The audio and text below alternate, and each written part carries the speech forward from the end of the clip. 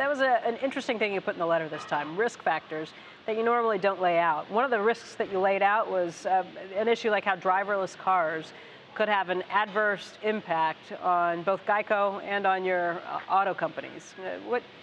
You think through how you get around that, but if driverless cars are driving everybody around, what would you do? How do you evolve in a situation the only like way that? they'll be driving everybody around if they're regarded as a lot safer, and we'll find that out as we go along. But there have been faster advances in this than I would have expected a few years ago. Yeah, I would say that, but I would also say, if you asked me to take the over or under on 2030, what percent of the cars on the road in the United States are driverless, I would take the under on 10%. But I may be wrong. There's a longbets.com you can go to on the internet, and you can make a bet on something like that, as I did on the hedge fund bet. But I would take under 10%, but I may be wrong. And there's no question, if you have 50% driverless cars or 75% driverless cars, the auto premium volume would be very likely be far less, and probably the dealership arrangements in the United States would be changed in some way that's hard to predict.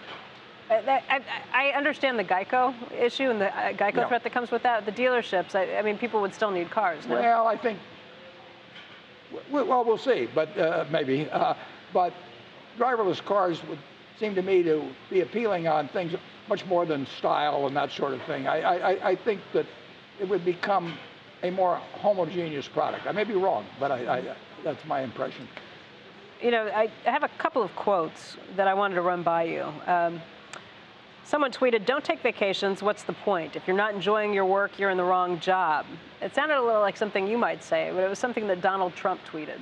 Oh, well, then I don't know whether he feels he's in the wrong job now, and that's why he's looking for something else. I absolutely advise students. I had students last week, 160 of them from Harvard and South Dakota State. I just tell them, try to find your passion. And, I mean, may not find it the first time, but don't sleepwalk through life. Find something that you really enjoy doing if you can do it. And not everybody's lucky enough to be able to find that, but it ought to be your goal. To make $10 a week more doing something that you don't feel good about compared to something you'd feel good about, make the change. You said you watched Bill Gates on Charlie Rose last week, and I did too. Bill said something that I thought was really interesting. He said, the thing you do obsessively between age 13 and 18, that's the thing you have the most chance of being world class at. Yeah. Bill said his one thing was coding. What was your one obsessive thing? I was pretty interested in investments. No, Bill and I, his father, many years ago, right after we met, had a group of about 20 write down on a sheet of paper one word that they thought accounted for their success. And Bill and I, who may have only met twice, didn't know what the other one was writing down. We both wrote down the same word, which was focus.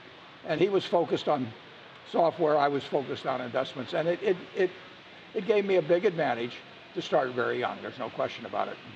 Well, Warren, I want to thank you for your time today. We really appreciate having you. Thanks for having me.